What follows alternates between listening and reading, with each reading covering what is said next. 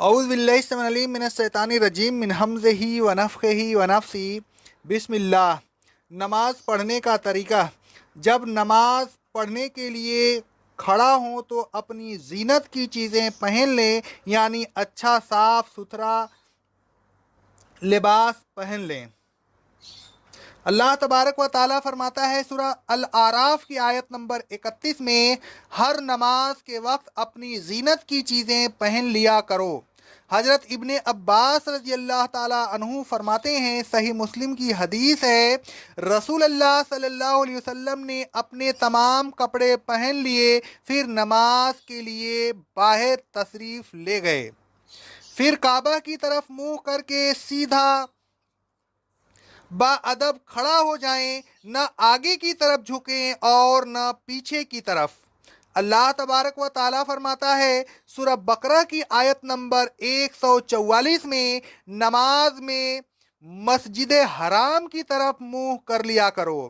حضرت ابو حمیدہ رضی اللہ تعالیٰ عنہ فرماتے ہیں، روایت ترمذی کی حدیث ہے، سند صحیح سے، رسول اللہ صلی اللہ علیہ وسلم جب نماز پڑھنے کے لیے کھڑے ہوتے تو سیدھے کھڑے ہوتے، یہاں تک کہ ہر ہڈی حالت اعتدال میں اپنی اپنی جگہ پر آ جاتی۔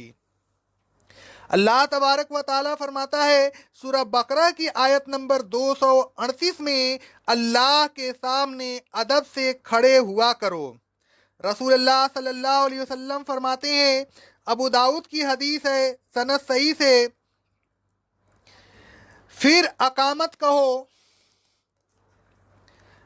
پھر سر جھکا لیں اور نگاہیں نیچی کر لیں۔ حضرت ابو ہریرہ رضی اللہ تعالیٰ عنہ فرماتے ہیں، رواہ الحاکم کی حدیث ہے، سند صحیح سے، جب یہ آیت نازل ہوئی، الذین هم فی صلاتہم خاشعون، تو رسول اللہ صلی اللہ علیہ وسلم نے اپنا سر جھکا دیا۔ حضرت انس رضی اللہ تعالیٰ عنہ کہتے ہیں، صحیح بخاری اور صحیح مسلم کی حدیث ہے، رسول اللہ صلی اللہ علیہ وسلم نے فرمایا، لوگوں کا کیا حال ہے کہ نماز میں اپنی نگاہیں اوپر اٹھاتے ہیں۔ پھر اس سلسلہ میں آپ نے سخت تنبیہ کی، پھر آپ نے فرمایا، لوگ ایسا کرنے سے باز آ جائیں ورنہ ان کی نظریں اچک لی جائیں گی۔ پھر دونوں ہاتھ اس طرح اٹھائیں کہ ہاتھ کندھوں یا کانوں کے اوپر کے حصہ کے سامنے آ جائے۔ حضرت عبداللہ بن عمر رضی اللہ تعالیٰ عنہ فرماتے ہیں، صحیح بخاری اور صحیح مسلم کی حدیث ہے، میں نے رسول اللہ صلی اللہ علیہ وسلم کو دیکھا کہ جب آپ نماز کے لیے کھڑے ہوتے تو دونوں ہاتھوں کو اٹھاتے، یہاں تک کہ ان دونوں ہاتھوں کو کندھوں کے سامنے کر لیتے۔ حضرت مالک بن حویرث رضی اللہ تعالیٰ عنہ فرماتے ہیں، صحیح مسلم کی حدیث ہے، رسول اللہ صلی اللہ علیہ وسلم جب اللہ اکبر کہتے تو دونوں ہاتھ اٹھاتے، یہاں تک کہ ان کو اپنے دونوں کانوں یا کانوں کے اوپر کے حصہ کے سامنے کر لیتے۔ انگلیوں کو کھول دیں، موڑے نہیں۔ حضرت ابو ہریرہ رضی اللہ تعالیٰ عنہ فرماتے ہیں کہ رسول اللہ صلی اللہ علیہ وسلم جب نماز کے لیے اللہ اکبر کہتے تو انگلیاں کھول دیتے۔ روایت ترمذی کی حدیث ہے، یہ انگلیوں کو نہ بالکل ملائیں اور نہ ان میں تفریق کریں۔ حضرت ابو ہریرہ رضی اللہ تعالیٰ عنہ فرماتے ہیں، صحیح ابن خزیمہ کی حدیث ہے، رسول اللہ صلی اللہ علیہ وسلم نہ انگلیوں کو ملاتے اور نہ ان میں تفریق کرتے۔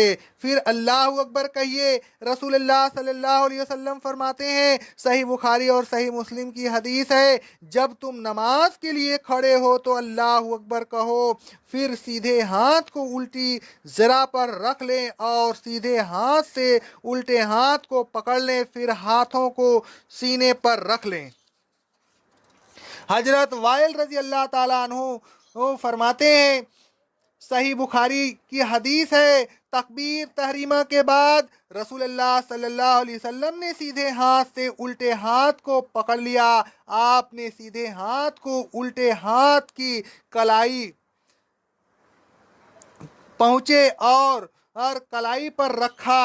حضرت حلب رضی اللہ تعالیٰ عنہ کہتے ہیں، رواہ احمد کی حدیث ہے، سند صحیح سے رسول اللہ صلی اللہ علیہ وسلم اپنے ہاتھ کو سینے پر رکھتے تھے. حضرت سہیل رضی اللہ تعالیٰ عنہ کہتے ہیں، صحیح بخاری کی حدیث ہے، لوگوں کو حکم دیا جاتا تھا کہ نماز میں ہر شخص اپنے سیدھے ہاتھ کو الٹے ہاتھ کی زرہ پر رکھے. نوٹ: بیچ کی انگلی کے سرے سے کہنی تک کے حصہ کو زرہ کہتے ہیں. اقول قولی ھذا استغفر اللہ استغفر اللہ استغفر اللہ.